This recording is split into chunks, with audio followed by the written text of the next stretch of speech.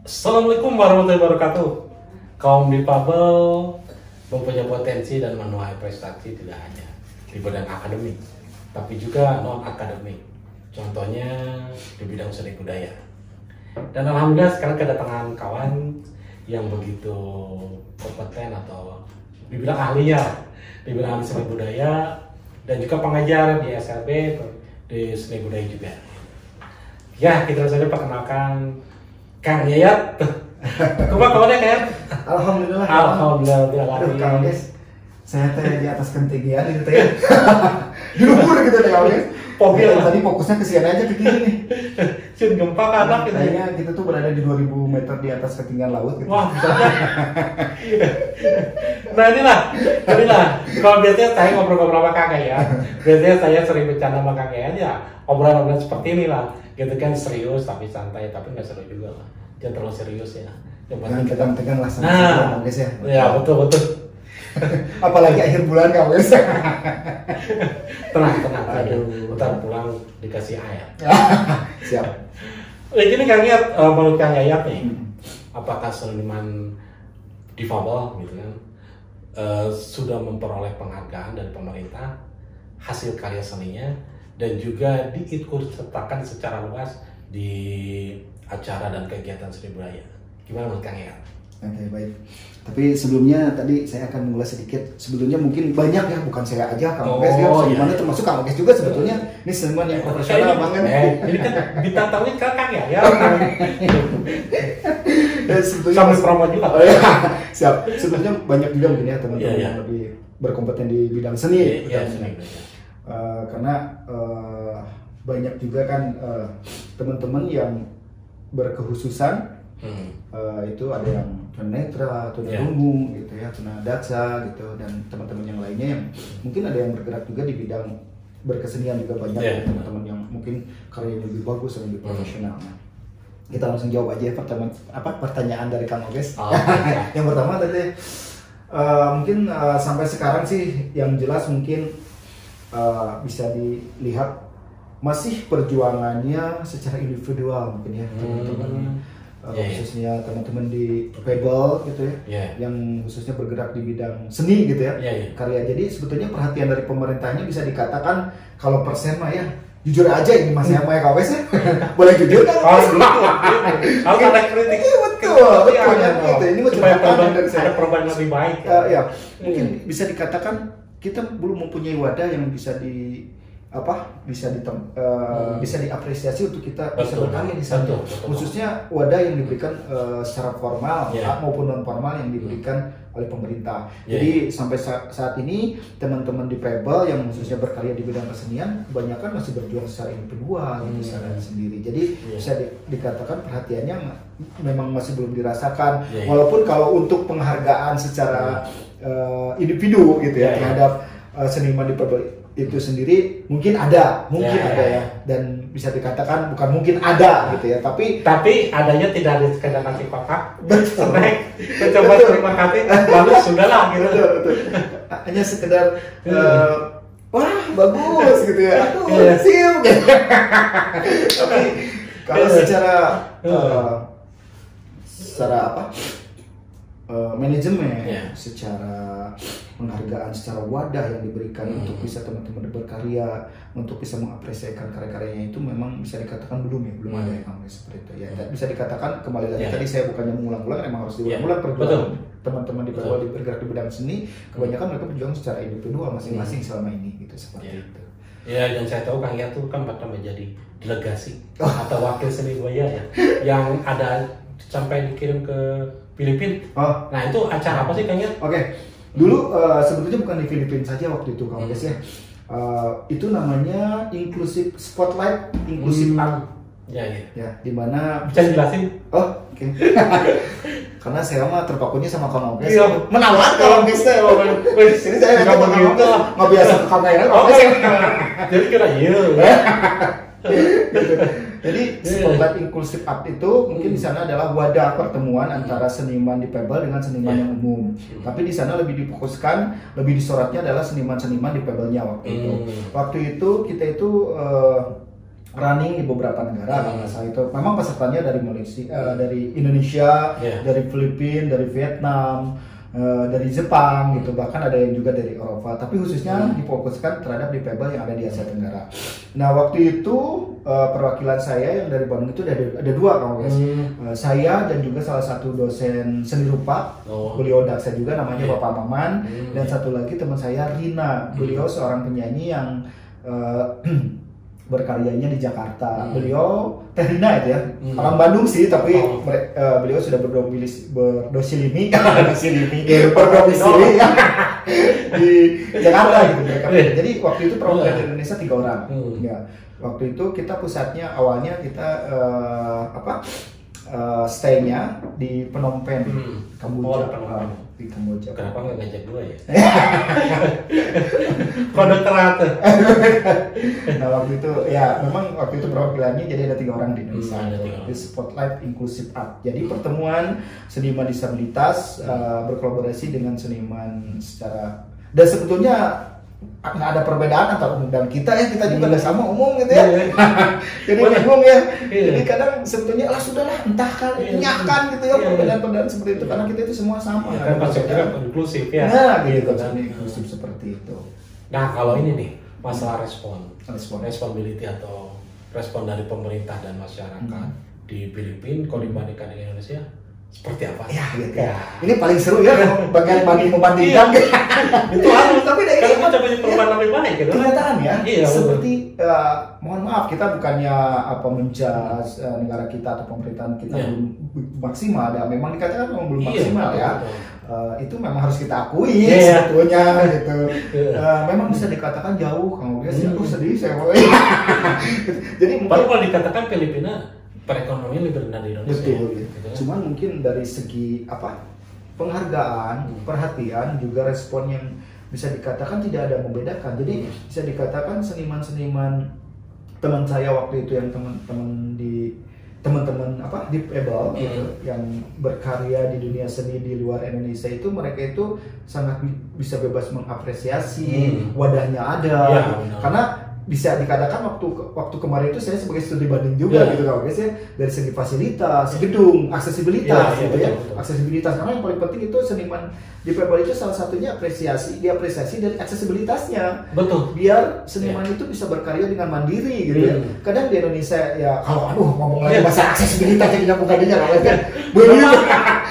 Emang penting banget ya. Nah itu salah satunya yaitu media aksesibilitasnya yang baik. Jadi si seniman jadi kesannya gitu ya. Jadi teman-teman seniman di difabel di luar negeri itu bisa lebih mandiri untuk bisa mengeksplor karya-karyanya, karena akses tempatnya, gedungnya, jalan-jalannya, ya terutama adalah perhatian dari pemerintah, juga lingkungan, juga sosial masyarakat di luar itu memang bisa dikatakan berbeda dengan kita.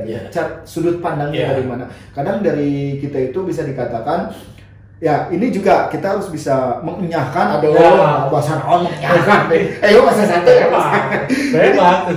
Kadang kita dipikir gitu kalau di Indonesia itu ada juga misalkan kalau ada difabel yang berkarya, kalau ini ya secara begini kita memberi kesempatan secara terbuka, persaingan secara terbuka dengan masyarakat seniman umum lainnya. Kadang pandangannya itu masih melihat, sakit tuh uyuhannya difabel keprokannya.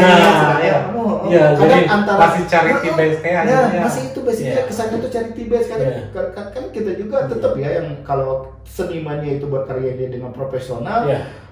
Jangan dilihat dari bisa dikatakan fisik, tapi lihat dari secara karyanya gitu.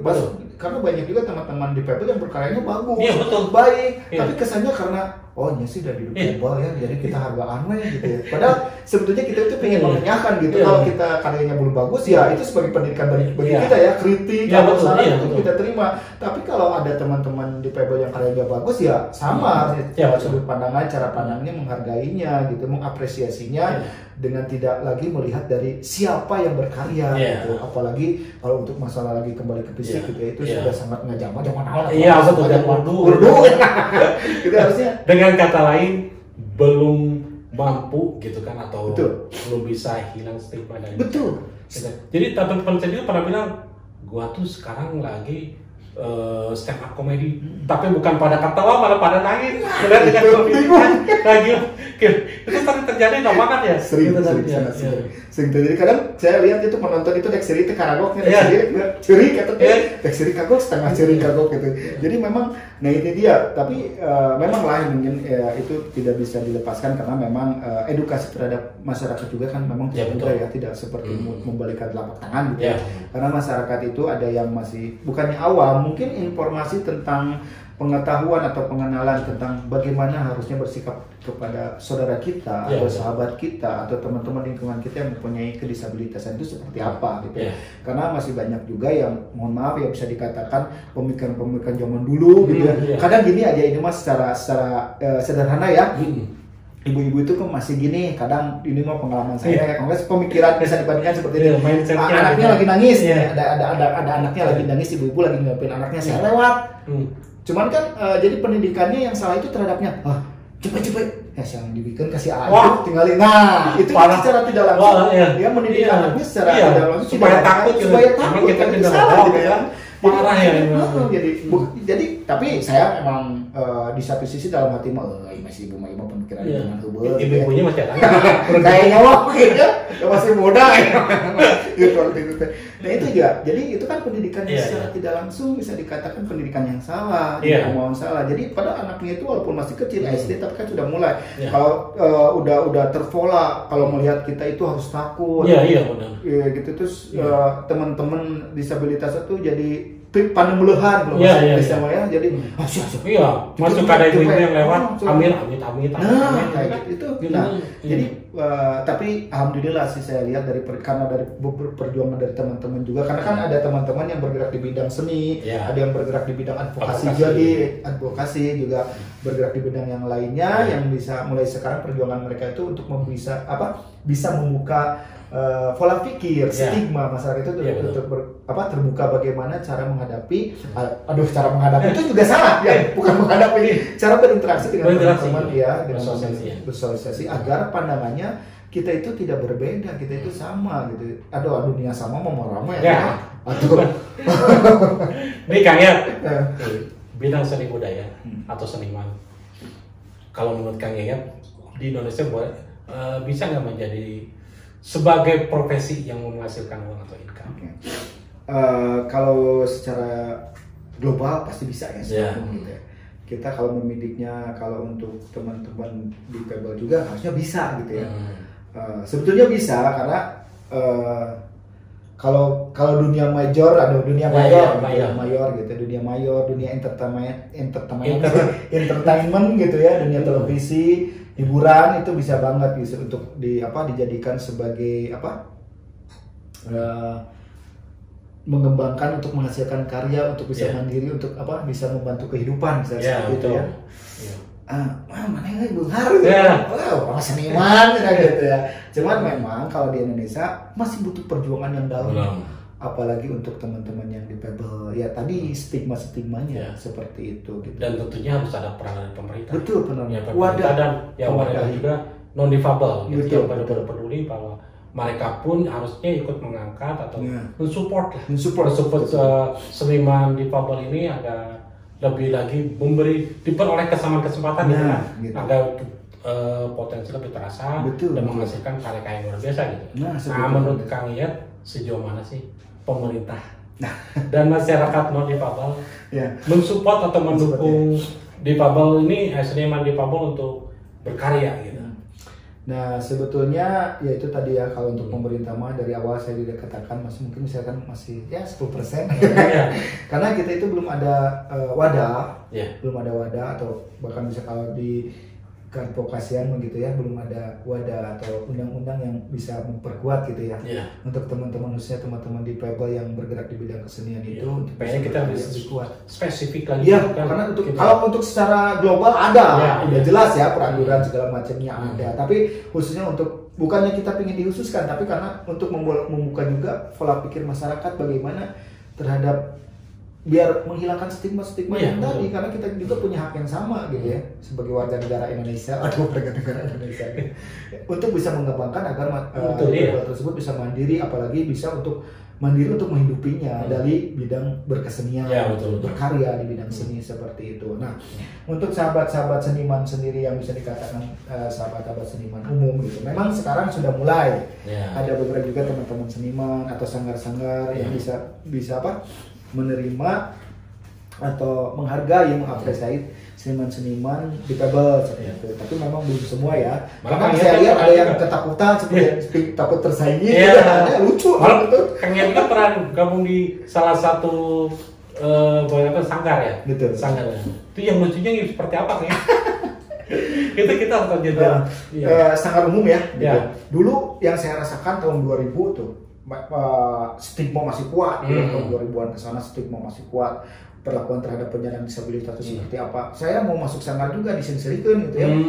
Dulu tuh ada sanggar teater gitu ya. Teater di situ bukan hanya berteater, tapi di situ ada belajar bermain musik, belajar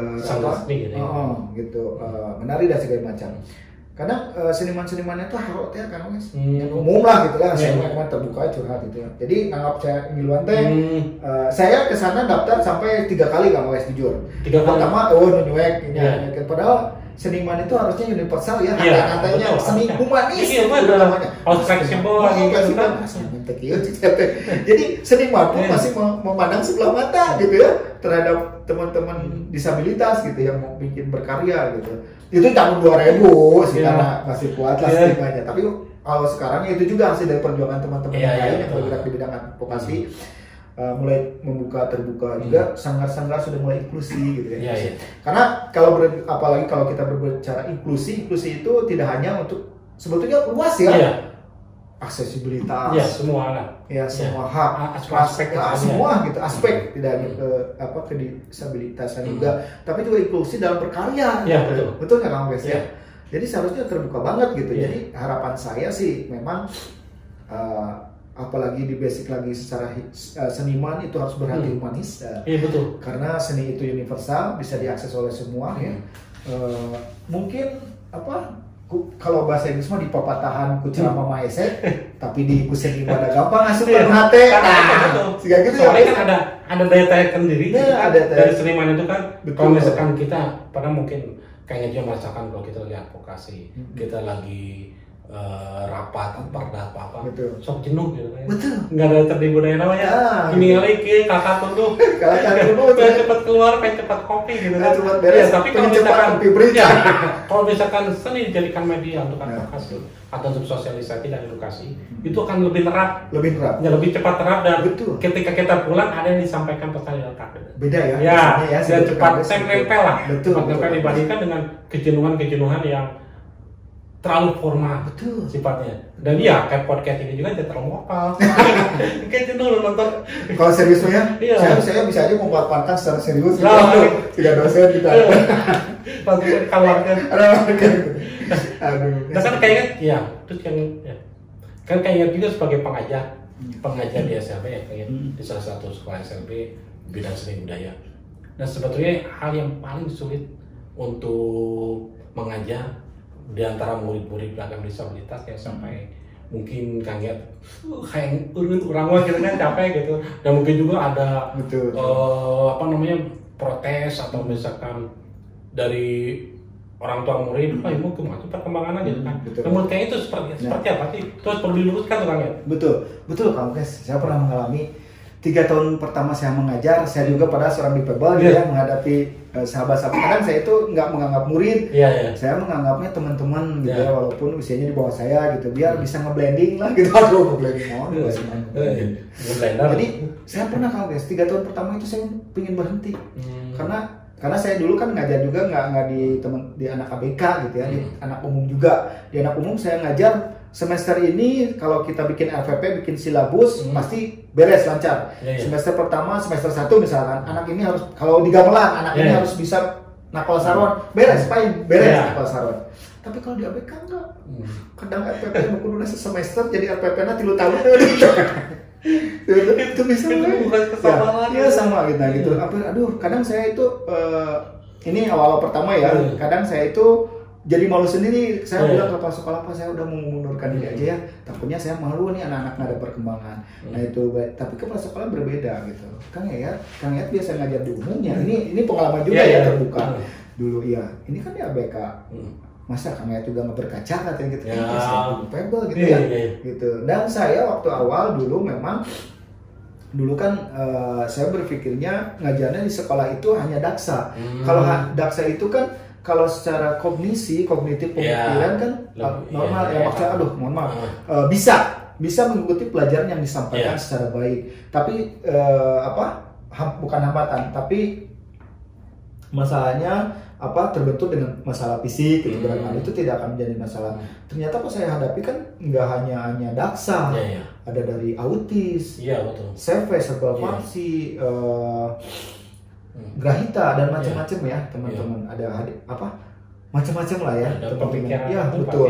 Dulu gitu, belajar dari sana ternyata saya berpikirnya begini.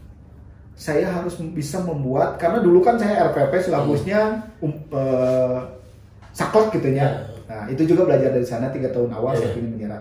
Akhirnya setelah saya berpikir kembali, sebetulnya proses yang membedakan mengajar dengan anak-anak, bisa bedakan anak sekolah umum dengan anak sekolah BK. Yang pertama proses, yang kedua tentu saja kesabaran harus tidak universal. Paling utama tinggi. Dan yang paling penting adalah improvisasi. Oke. Teori, saya bikin teori itu saya gulung-gulung, Kang Okes dialungkan, bisa dikatakan RPP ya, alungkan silabus karena tidak sesuai pas di lapangan. Jadi yang paling penting adalah improvisasi, bagaimana kita bisa menyampaikan materi tersebut bisa diakses atau bisa diterima oleh berbagai macam tipe ABK. Gitu. Jadi kadang saya di satu kelas itu tidak hanya daksa ya, ada tunarungu, ada grahita.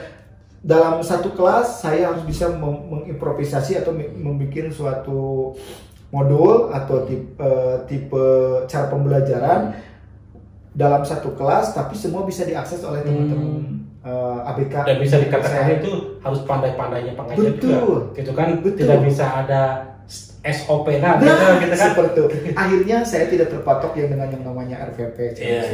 Jadi bagaimana kita cara berimprovisasi agar materi kita bisa diterima oleh teman-teman atau murid-murid kita yang ABK. Jadi saya itu bikin pola-pola kalau guys ya di sana tantangannya waktu itu, karena tapi seiring waktu alhamdulillah, seiring juga dengan pengalaman bagaimana saya menghadapi sahabat-sahabat atau murid saya yang CP, yang autis gitu ya. Jadi kadang saya membuat satu grup perkusi waktu itu. Aduh, di perkusi itu kamu ada yang autis, ada yang grahita, ada yang CV. Kan cara penerimaannya berbagai macam ya, berbeda-beda. Nah, akhirnya saya membuat modul atau bagaimana agar satu waktu dalam satu pelajaran semua bisa diakses. Akhirnya itu apa? Kita harus pintar pada improvisasi. Tidak hanya kita punya skill, karena bisa dikatakan mengajar di sekolah ABK itu paling penting bukan skill, tapi tadi bagaimana kita bisa mengeblend dengan murid kita. Yang kedua, apalagi ini untuk sahabat yang umum gitu ya, kalau mau mengajar di ABK, yang pertama adalah yang penting mas sabar, ngeblend juga belajar dari pengalaman gitu. Yang jelas ya seperti awal ya, karena kalau mengajar di ABK itu harus ada assessment, harus ada identifikasi dulu. Nah dari situ baru kita baru bisa bikin RPP. Kalau dulu awal kan saya bikin RPP dulu, silabus dulu ya, dipaksakan ke barudak, itu yang salah gitu. Yang kedua adalah pemahaman dengan orang tua. Pertama kita strike kepada murid kita, yang kedua strike terhadap orang tua. Seperti tadi kan ada apa? Protes gitu kan. Orang nggak tahu kan yang berdarah-darah gitu. Nah, dan ternyata setelah saya lihat orang tuanya juga belum memahami karakteristik anaknya.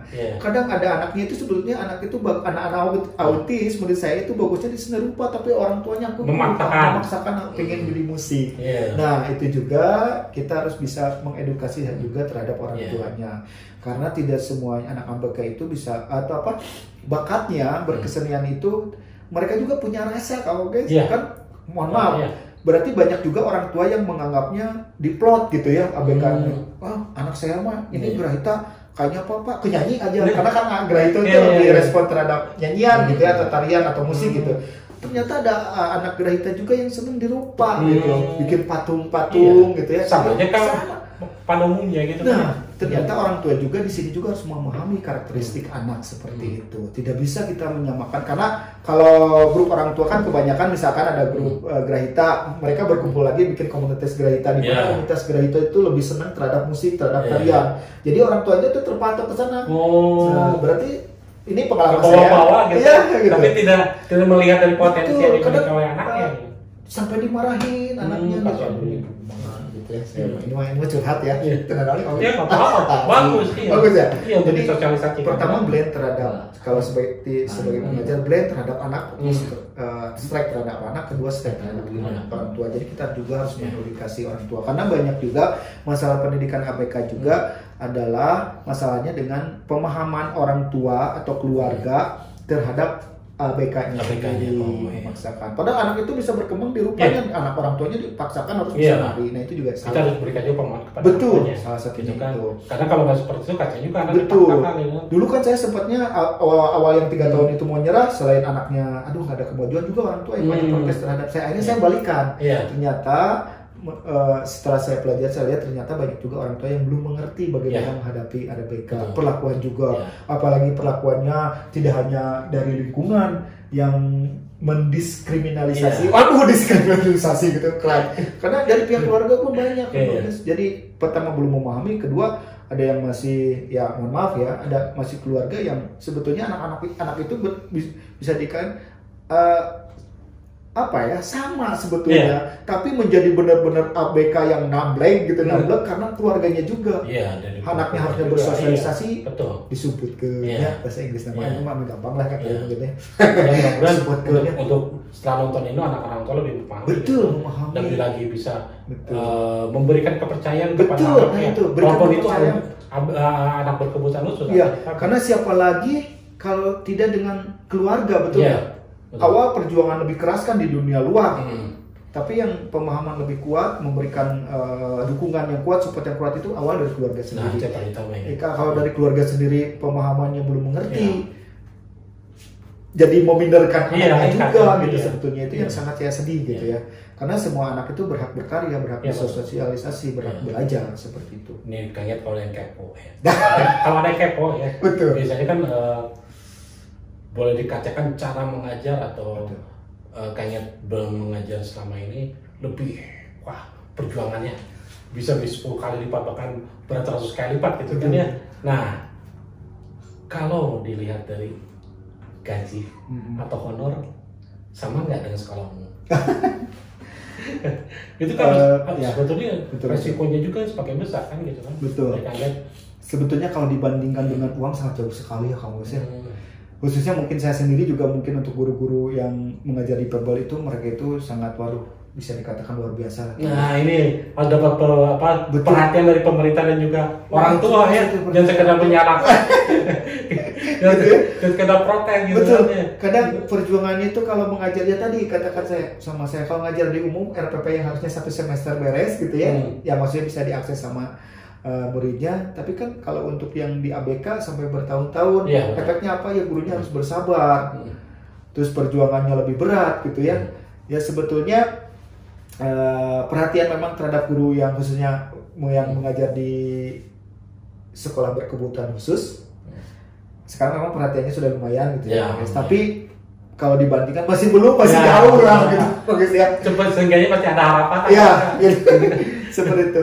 Jadi salut saya sendiri ya terhadap sahabat-sahabat saya yang mengajar di sekolah luar biasa, itu sangat salut, yang benar-benar mengajar, yang benar-benar mendedikasikan dirinya agar si anak ABK itu bisa mengakses materi atau bisa ada kemajuan. Yang pertama yang jelas yang paling penting adalah kesabaran, juga proses. Nah, orang tua juga bisa digarisbawahi itu, harus memahami juga tidak semudah membalikan telapak tangan. Itu kembali lagi cara mengedukasi orang tua.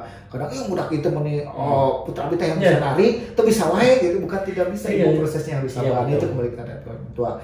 Nah, kembali ke terhadap itu pembahasan ngomong kita coba beli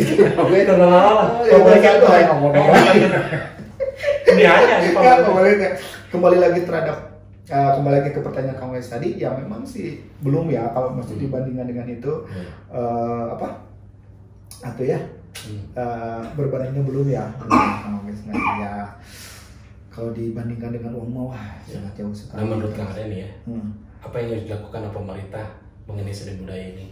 Karena yang saya tahu seni budaya ini tidak menjamin untuk mendapatkan penghasilan atau income bagi difabel. Betul. Beda dengan cabang olahraga. Betul. Nah, cabang olahraga, nah betul. gitu. Di sini juga kita bukan membandingkan ya, tapi kenyataan. Kenyataan harus ya. Kalau wadah di olahraga, kalau untuk disabilitas itu sudah bukan apa? Semua masyarakat udah tahu ya. Itu sudah ada wadahnya, eventnya untuk bisa mengembangkan. Karena ada wadah, kalau nggak ada event juga, betul nggak? Misalkan olahraga ada ada NPCI seperti ya, dan ada kalau dulu mah BPOC ya, sekarang NPCI ya Kang ya, seperti itu. Jadi selain wadahnya ada, tapi eventnya ada. Gitu. Dan di event itu kan ada apresiasi, ada penghargaan.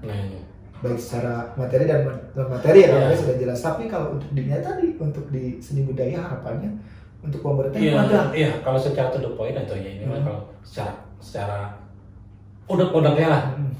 Sudah adil belum terhadap? Oh belum, tadinya Kang. Belum ya. Belum ya.